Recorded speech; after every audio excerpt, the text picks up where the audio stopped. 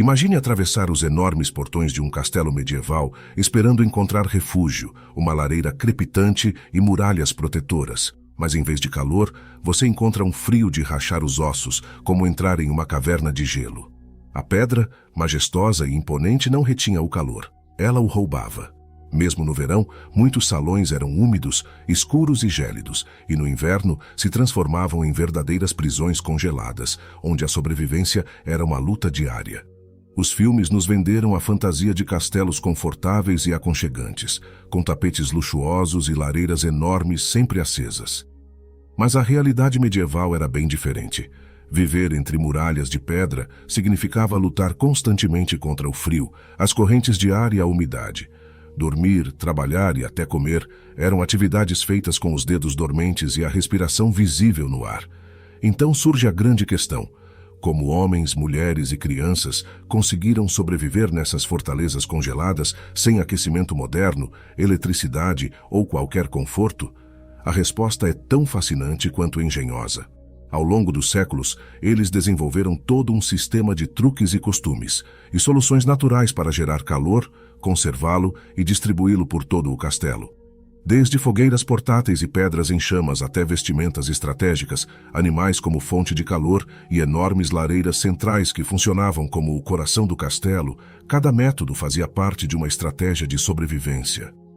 Hoje vamos desvendar os segredos esquecidos que transformaram essas fortalezas congeladas em lugares habitáveis. E fique até o final, porque o último método era tão poderoso que podia aquecer quase um castelo inteiro com uma única fogueira. Dentro daquelas muralhas colossais, onde a pedra absorvia o frio como uma esponja e o liberava de volta ao ar ao longo do dia. Cada dia era uma luta silenciosa contra o gelo invisível. O ar era úmido e pesado, infiltrando-se por frestas tão pequenas que pareciam inexistentes. Não importava a espessura das paredes, o frio sempre encontrava um jeito de entrar. Para os habitantes do castelo, sobreviver significava dominar a arte de se aquecer. Um dos recursos mais comuns era o braseiro portátil, uma verdadeira lareira que era transportada de um cômodo para outro. Eram recipientes de metal cheios de brasas trazidas da lareira principal. Seu design não era acidental. Eram elevados do chão por longos pés para evitar que a madeira queimasse e possuíam grelhas que permitiam a dispersão uniforme do calor. Alguns eram simples e rústicos, mas outros eram decorados com figuras, símbolos familiares e padrões geométricos, especialmente nos aposentos nobres. Não eram apenas ferramentas de sobrevivência, mas objetos valiosos. O carvão vegetal era essencial para o funcionamento dessas fogueiras, sem encher o castelo de fumaça. Ele era produzido lentamente em fornos subterrâneos, onde a madeira queimava com quase nenhum oxigênio. O resultado era um material leve, muito quente e de queima lenta. Um bom carvão vegetal podia manter um cômodo aquecido por horas. Sem essa técnica, usar fogo em espaços fechados teria sido fatal. Quando o fogo não era suficiente, entravam em cena as pedras quentes. Elas eram aquecidas durante horas na lareira principal até ficarem incandescentes, e em seguida envoltas em panos grossos, peles ou sacos de lã. Essas pedras eram colocadas sobre as camas antes de dormir, sob os pés enquanto se trabalhava ou no colo enquanto se costurava ou escrevia. Elas retinham o calor durante boa parte da noite e transformavam superfícies geladas em abrigos quentes. Existia todo um conhecimento sobre quais pedras usar. Pedras lisas de rio eram as melhores. Pedras rachadas podiam se estilhaçar com o calor, causando acidentes graves. Por isso, servos habilidosos eram responsáveis por selecioná-las cuidadosamente. Com o tempo, surgiram caixas de madeira com aberturas para os pés, uma espécie de aquecedor primitivo, onde as pedras quentes eram colocadas. Escribas e artesãos passavam horas com os pés apoiados nessas fontes de calor silencioso. Mas quando o fogo se apagou e as pedras esfriaram, o recurso mais confiável passou a ser o próprio corpo humano. Dormir juntos não era um costume social. Era uma necessidade vital. As camas eram enormes, capazes de acomodar famílias inteiras, criados e visitantes. O calor de ver diversos corpos presos entre camadas de cobertores de lã e peles criaram uma bolha térmica que poderia salvar vidas durante as noites mais frias. As crianças eram sempre colocadas no centro, protegidas pelos adultos. Os idosos e doentes também se acomodavam nas áreas mais quentes. Os homens mais fortes geralmente dormiam nas extremidades, servindo como barreira contra as correntes de ar. Até mesmo as camas eram cercadas por cortinas grossas que retinham o calor, criando pequenos cômodos dentro do cômodo maior. As roupas eram outra linha de defesa crucial. Eles não se vestiam para ter boa aparência, mas para sobreviver. Usavam várias camadas. Primeiro linho para absorver a umidade, depois várias camadas de lã para reter o ar quente e, por cima disso, grossas camadas impregnadas com gordura animal para repelir o frio e a chuva. As peles eram usadas por dentro, junto ao corpo, retendo todo o calor. Nos pés, usavam várias camadas de meias de lã dentro de botas forradas de pele. As mãos eram protegidas com luvas duplas, de lã por dentro e de couro por fora. As paredes de pedra nuas eram verdadeiras inimigas térmicas, por isso foram cobertas com tapeçarias, tapetes e cortinas pesadas. Estas não só decoravam as paredes, como também criavam uma câmara de ar que isolava contra o frio. Quanto mais camadas de tecido, melhor se retinha o calor. As janelas eram cobertas com persianas de madeira, peles esticadas e cortinas grossas. À noite, eram vedadas com trapos e feltro para impedir a entrada do ar gelado. O chão era coberto com palha, depois com peles de animais e tapetes grossos. A palha era trocada frequentemente para evitar a entrada de sujeira e insetos, mas tinha uma função vital: impedir que o frio da pedra penetrasse no corpo. Até mesmo as portas eram frequentemente substituídas por pesadas cortinas de tecido grosso, criando divisões térmicas dentro do castelo. No inverno, todo o castelo era vestido com tecidos, como se estivesse se preparando para uma longa batalha contra o frio. Os animais também faziam parte do sistema de aquecimento.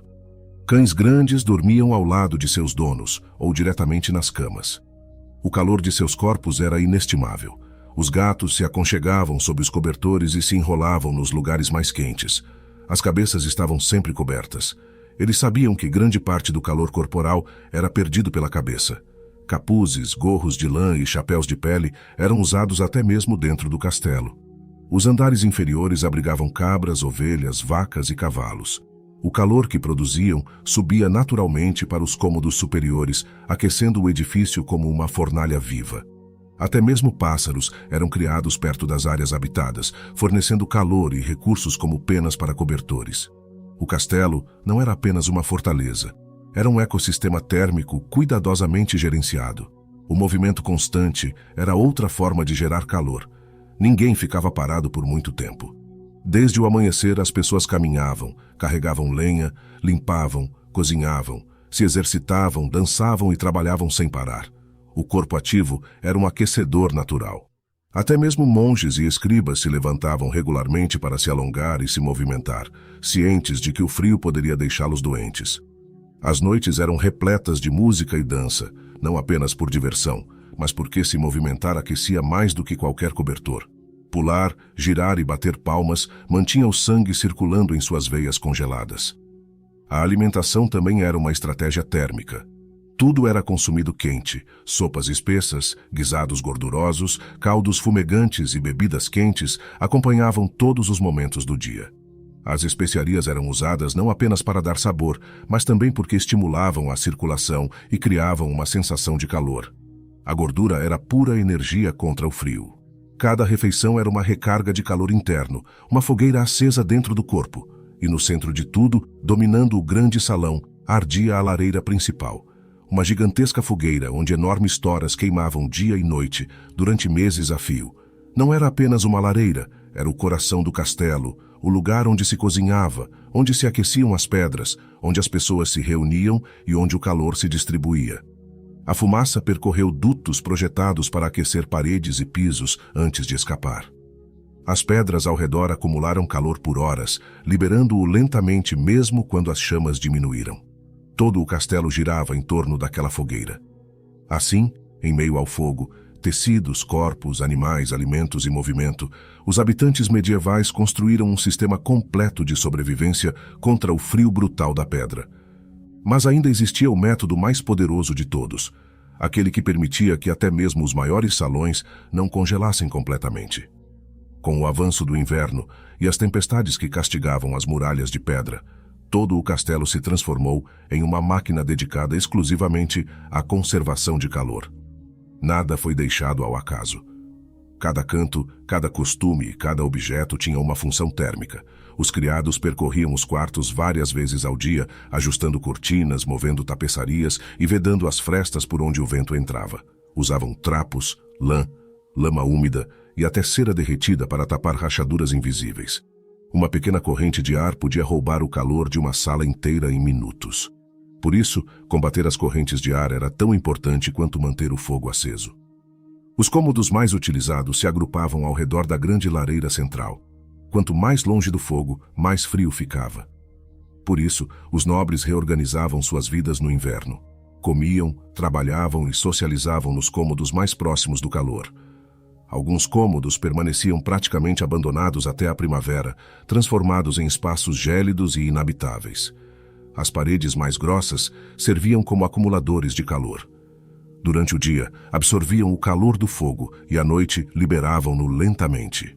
As pessoas costumavam sentar-se perto das paredes aquecidas, encostando as costas ou as mãos nelas para se manterem aquecidas. Até mesmo bancos de pedra eram estrategicamente posicionados perto da lareira para aproveitar o calor residual. Controlar o fogo era quase uma ciência. Não se tratava apenas de queimar madeira sem parar. Grandes toras eram alternadas com galhos menores para regular a intensidade. Fogo em excesso podia consumir o oxigênio do ambiente e gerar fumaça perigosa. Fogo insuficiente e o frio voltaria com força total. Os responsáveis pelo fogo sabiam exatamente quando alimentar as chamas e quando deixá-las queimar lentamente. À noite, quando todos dormiam, a lareira não era completamente apagada. As brasas eram cobertas com cinzas para que queimassem lentamente, conservando o calor até o amanhecer. Dessa forma, ao acordar, bastava um sopro suave e um pouco mais de lenha para reacender o fogo, sem precisar começar do zero. Todo o castelo funcionava como um organismo vivo que respirava calor. As cozinhas, sempre iluminadas, eram um dos lugares mais quentes. As pessoas passavam grande parte do dia ali, não só para trabalhar, mas também para sobreviver. Crianças, idosos e doentes ficavam perto dos fogões, onde o vapor das panelas e o calor constante criavam um microclima muito mais suportável. As panelas de ferro suspensas permaneciam sobre o fogo por horas, irradiando calor mesmo depois que a comida estava pronta. Era comum as pessoas se sentarem ao redor delas, aquecendo as mãos e o rosto enquanto esperavam por sua porção. O calor também era transportado. Braseiros, pedras quentes e recipientes com brasas eram estrategicamente movidos pelo castelo, como pequenos sóis portáteis. Um cômodo frio podia se tornar habitável em minutos com a chegada dessas fontes de calor móveis. Os rituais diários giravam em torno da temperatura. Ao amanhecer, a primeira coisa a fazer era movimentar-se para se aquecer. Ao meio-dia, fazer uma refeição quente. Ao entardecer, reforçar o isolamento dos cômodos. Ao cair da noite, reunir-se em volta da fogueira principal. Cada momento do dia tinha seu propósito térmico. Até mesmo o silêncio do castelo no inverno era diferente. O ranger da madeira ao aquecer, o sussurro do vento lá fora e o crepitar da lareira marcavam o ritmo da vida. Era uma luta constante, mas também uma coreografia perfeitamente aprendida. Os habitantes sabiam que o frio não era um inimigo ocasional, mas uma presença constante. Não podia ser combatido com uma única solução, mas sim com uma rede de pequenas estratégias que, juntas, faziam a diferença entre sobreviver e adoecer. O castelo poderia ser uma fortaleza contra inimigos humanos, mas contra o inverno só prevaleceria com engenhosidade. Cada cobertor, cada tapeçaria, cada refeição quente, cada movimento do corpo era uma pequena vitória contra o gelo. E embora a pedra permanecesse fria, eles conseguiam criar ilhas de calor dentro de um mar congelado. Assim, viveram gerações inteiras, adaptando-se a um mundo sem aquecimento moderno, usando apenas fogo, materiais naturais, cooperação e conhecimento transmitido ao longo dos séculos. Mas dentre todas essas técnicas, havia uma que superava todas as outras. Uma que transformou o coração do castelo em uma fonte constante de vida. Uma que possibilitou que até mesmo os maiores salões não se transformassem em tumbas de gelo. Essa é a que ainda precisa ser revelada.